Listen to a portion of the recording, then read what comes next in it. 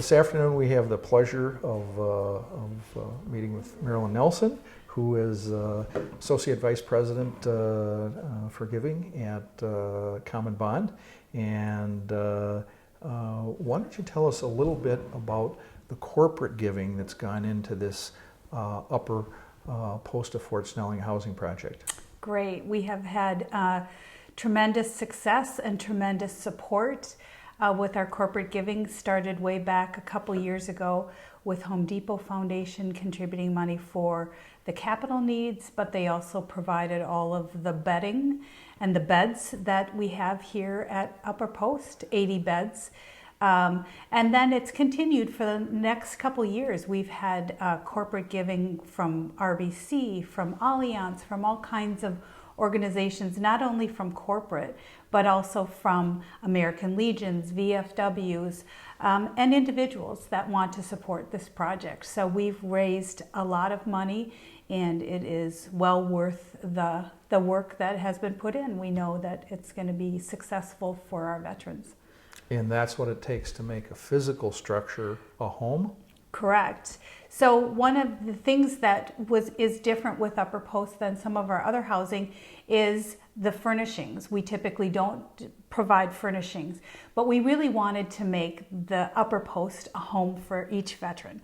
And one of the challenges of this project is how to make it sustainable on a long-term basis. And could you tell us about the endowment that you're creating so that there'll be services going forward?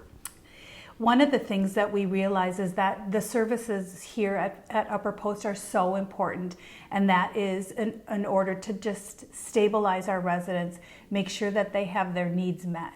Well, that comes at a price. So we've established a Veterans Endowment Fund, and we have money already put into that fund. We want to grow that fund to $6 million overall would be our big goal, so that the services that are here offered here at Upper Post are sustainable into the future. And once you complete that fund, the interest in the earnings from it will provide the money for the services on an ongoing basis. Correct.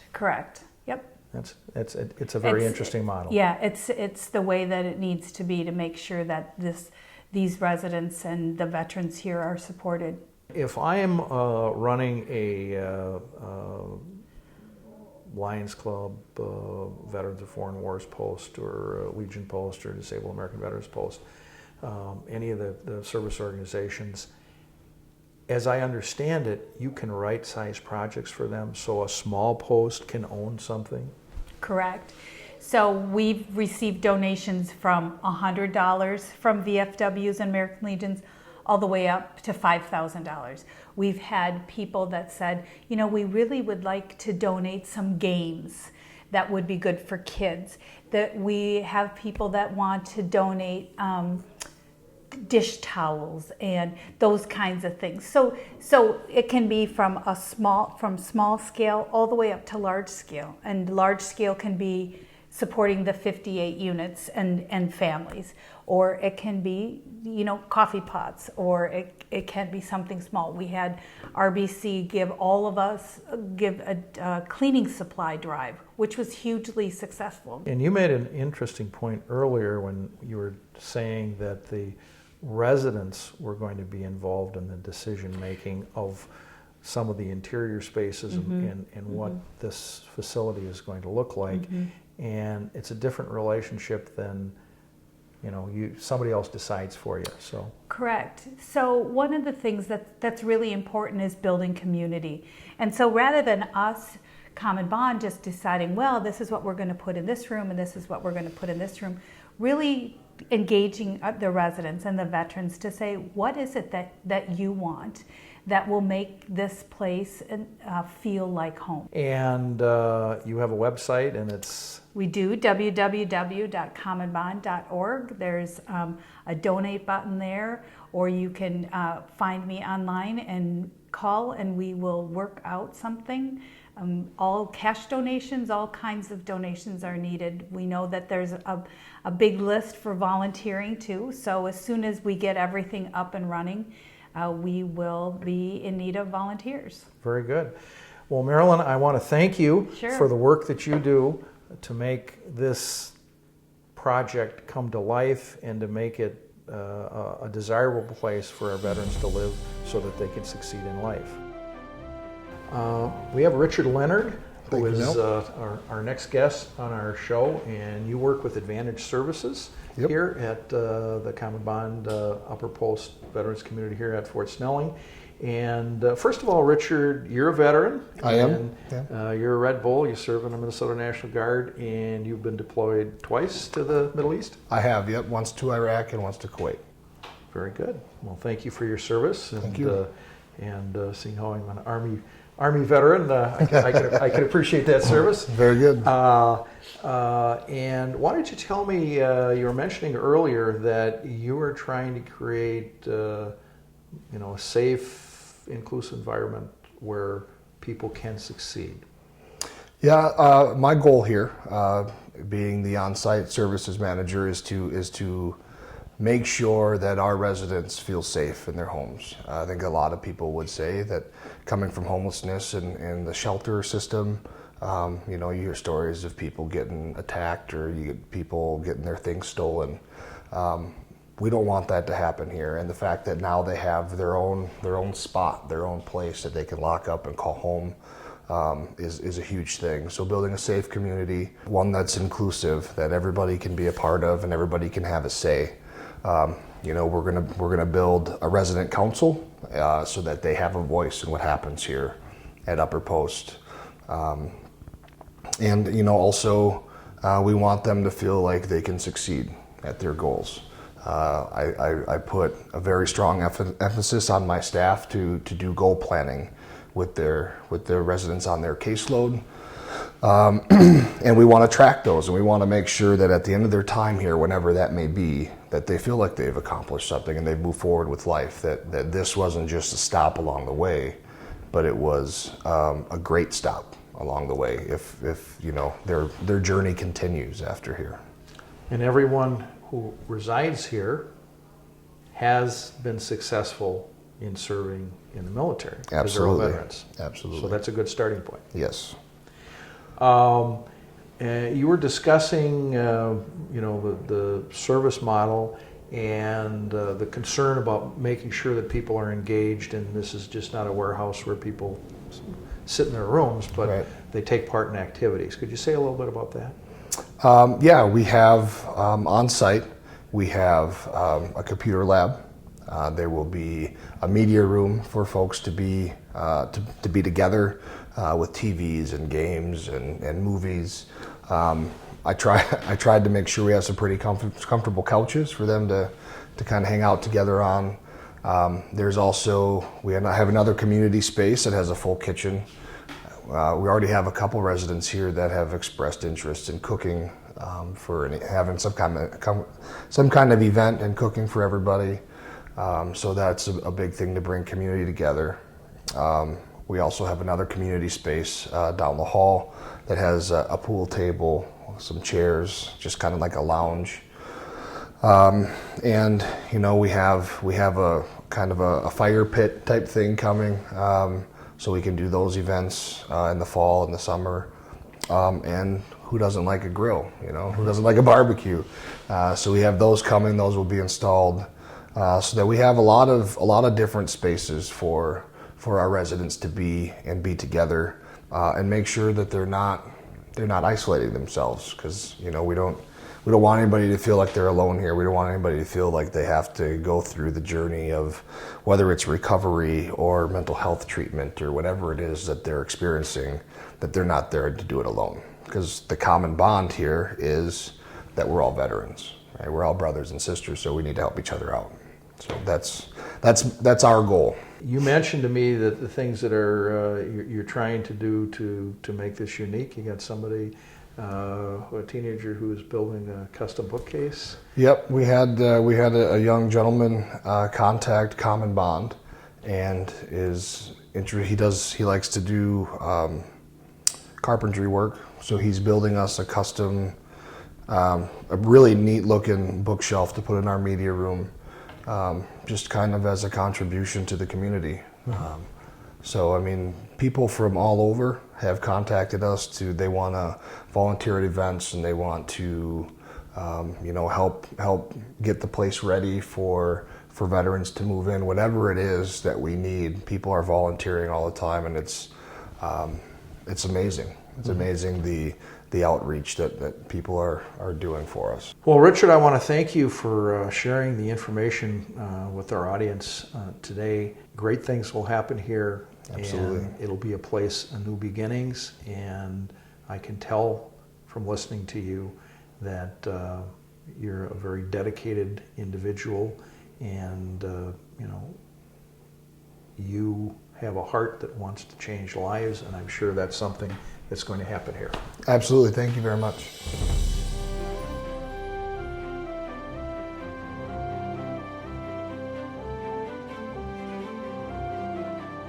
We have Nita Posey, and welcome Thank you. to our show, Nita.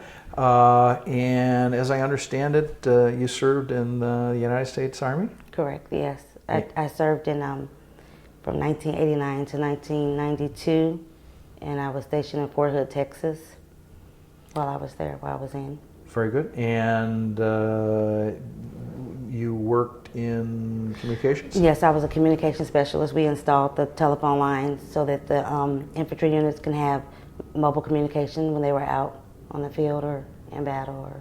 And you served overseas during Desert Storm? Yeah, I did 6 months in Kuwait, in the area, during Desert Storm. Well, thank you for that service. And I know that it's expensive to get housing in our community, and you experienced some challenges getting reasonably priced quality housing in our community. Correct. And you have 2 children? I do. And at least one of them's in school? Yeah, they're both in school. They're both in school. Okay. So you got 2 kids in school. So having a 3-bedroom unit here certainly is a plus for your family. Yes, it is. Okay. Very good. And one of the things about the housing is we're right next to the light rail station. So if you don't have a car, you're connected to transportation. And do you find this very helpful? I do. We use the light rail quite a bit, and so it's very convenient. In terms of the housing, are you happy with the unit that you're in? Oh, I am. I love it. My kids love it. I mean, just having somewhere convenient, affordable, takes a lot of stress off as far as taking care of and getting prepared for the other things that you need. Would you recommend this housing to other people who are looking for housing? Actually, yes, I would, and I have been. I was in the job club with the McAfee, and so I talked to some of my fellow club members there and was telling them about it. So if I see anyone or if I hear anyone, that I know is a veteran that is looking for a decent place to stay, then I usually let them know about where I'm staying. On the upper post of Fort Snelling, and you're right across from a golf course, and it's almost like you got a park across the street. Exactly. My kids love it. Yeah, I'm sure they do. Well, I want to thank you for sharing this information with our audience, and we're trying to tell the story of the housing here and the difference it makes in people's lives. So I want to thank you very much for participating, Nita. Thank you.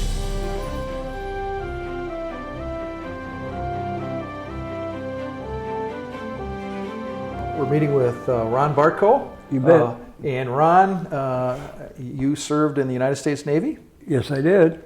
And what did you do in the U.S. Navy?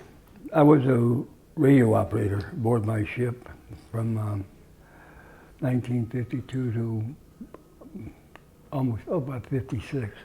4 years, yeah, almost 4 years. So your service was during the Korean War? Yeah, right. Very good.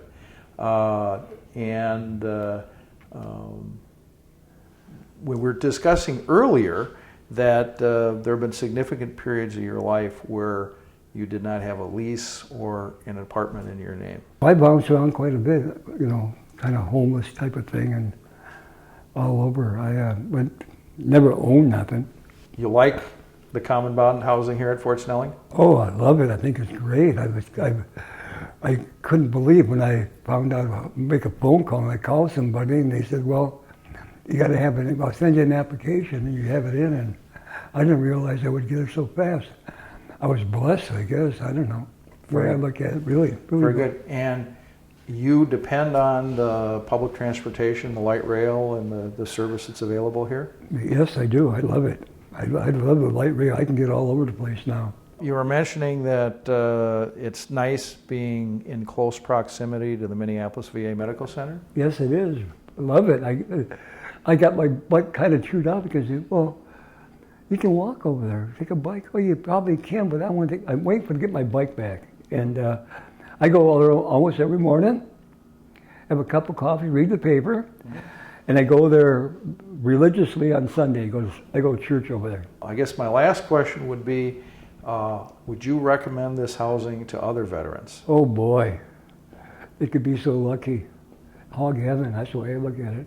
Really neat. I do, I love it. Quiet.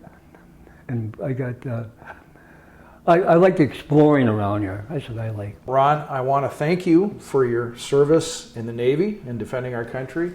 And I want to wish you all the success in the world here at the Common Bond Housing at the Upper Post of Fort Snelling. I want to thank you people. I think it's a privilege to be here. I do.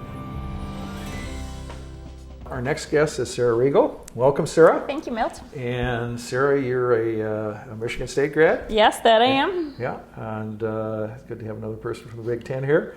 And I know you've been working with Common Bond for a year. Yes, I have. And so one of the things in working for Common Bond, I suspect, especially with a project like this, that you wear many hats and you do many different activities. Absolutely. Being the supportive housing manager for Common Bond has really given me an opportunity to work not only with the services piece of bringing a property like this online, but I've had the opportunity to work with property management, acquisition and development, resource development, and kind of get to be doing a little piece of everything for this project. It's been quite the honor.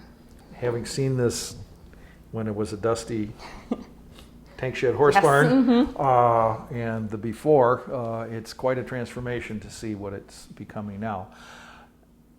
This is the most complex veterans housing project that I've seen. The Vets and Community Housing did not have these subsidies attached to it, and it was serving just one group of veterans that were sober.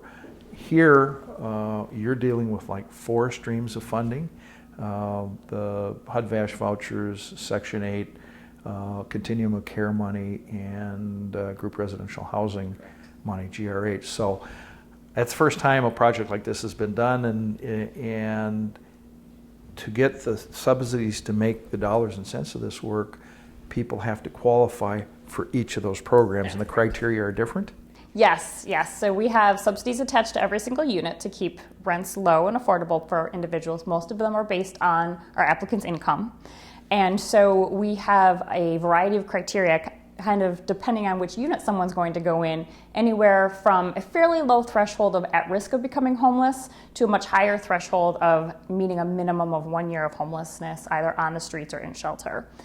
So what we've had to do is sort of bring residents in, interview them, really see what specific barriers that individual is facing, and then we can know what subsidy to line them up with. It's not easy because you may have one HUD-VASH unit that's available, but the person doesn't meet the criteria for, let's say, the Section 8 unit. Yes, that's correct.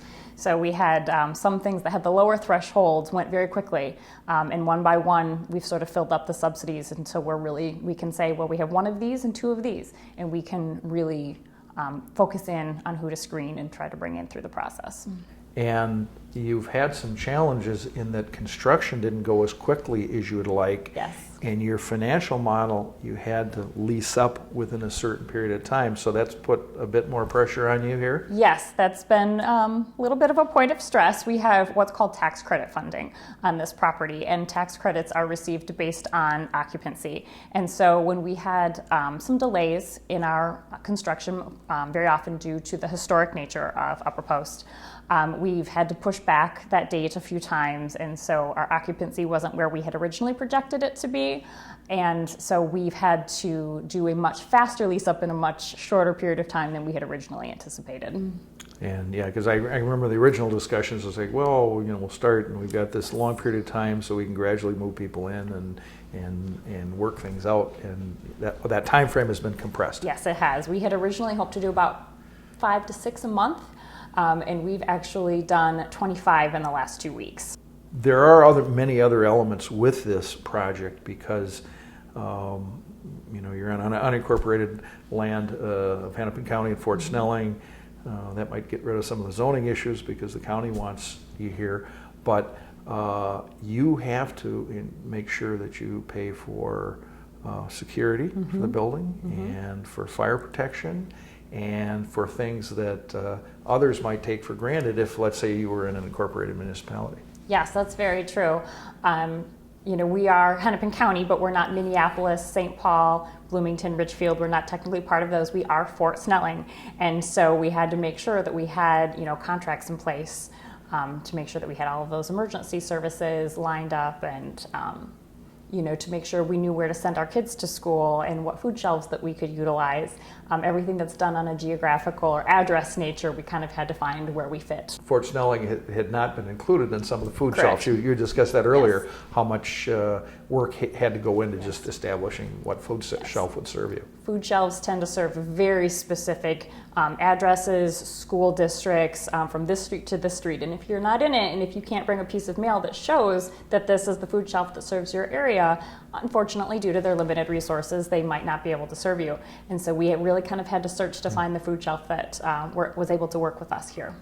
There are certain criterias in terms of there's some people who can't be served by this housing if they're essentially a violent offender Yes. or a sex offender or I suspect an arsonist. Correct. There are certain populations that are not suitable for this housing.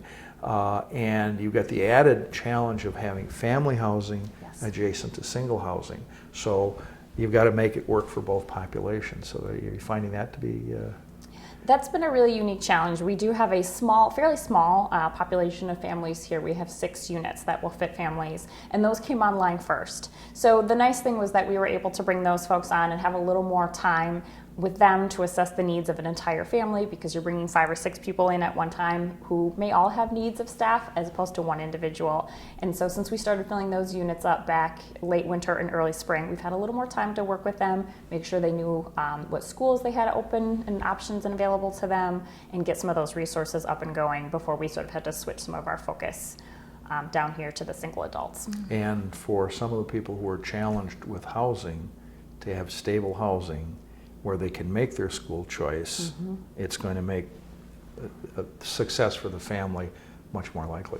I believe so. I think that when you know where you're going to lay your head tonight and where your kids are going to lay their heads at night, you can just start to focus on a whole new realm of things and gain stability much more quickly. Yeah.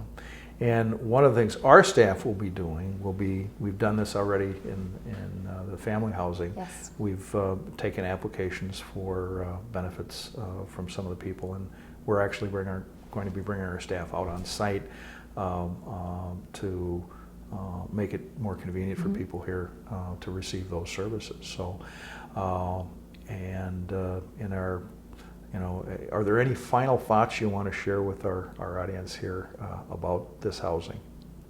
Just that it's been a huge honor for myself and my team to get to be part of this. We anticipate bringing 58 formerly homeless veterans in off the street, and our biggest goal is to not just bring them in, but have this be a place for long-term stability and independence for them. Very good. Well, Sarah, I want to thank you for Thank your you. work. My and pleasure. What you do to make a difference in our community and to reduce homelessness. Thank you so much. Thank you. Today we have Austin Poons, and Austin, why don't you tell us a little bit about your background in the military? Sure. Back in '73, I went in the service, and I volunteered, went in the service, and in basic, I basically was hurt, had to go in for surgeries, and by the time I got out of school, Vietnam was starting to wind down, and they sent me to Germany. I was right on the French border I was in SASCOM, Special Armed Support Command, 59th Special Ordnance Group, and we were in charge of all the nuclear missiles and warheads in Europe. Now, we're at the Common Bond housing site at the upper post of Fort Snelling, and this is a housing development that's being used to address the issues of veterans' homelessness. Right. And could you tell us how you came to the point that, you know, this was Sure. a good choice for you? Yeah, I was really sick back in 2010, and I had to take over a year off from my job. I worked at a school district, and to get cured and get healed. By the time I was cured, I could no longer go back. They had already filled my position, and that was when we had the big glut of no jobs being out there, and I had a real hard time finding a decent position where I could make a living. I lost the place where I was living in Spring Park, and basically that's when I was in the danger of going homeless. I have a therapy dog too that I've trained, and we volunteer at the VA hospital and the University of Minnesota. But the problem with going homeless with a dog, where do you go? Nobody takes a dog. So I was lucky to have somebody with the Humane Society that watched my dog for me. And without that, I would have lost it. Why don't you tell us a little bit about the difference that having this housing makes for you? Because you're able to have your dog with you here, and so you know that's got to be very helpful. It's a big plus. She's a registered therapy dog, and she's also my companion animal.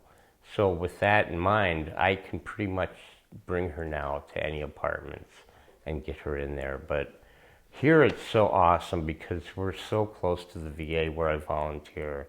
And I can even take the train and go over to the U of M where we volunteer. So I really don't have to use my car as much as I did before. Living here, one would not have to have a car. No. And you've got a place for your service dog. Yeah. You've got high quality housing, and you're in close proximity. Do you use the VA Medical Center? All the time. I'm there probably 2-3 times a week. Not as much for my own appointments, but for volunteering. You know, we want to thank you for the work that you do, because you make a difference in people's lives, and you're going to reach somebody and help them on their way. And so I want to thank you for what you do at the VA Medical Center and also at the university. And as one Army veteran to another, I want to thank you for what you did to defend our country. Thank you. All right.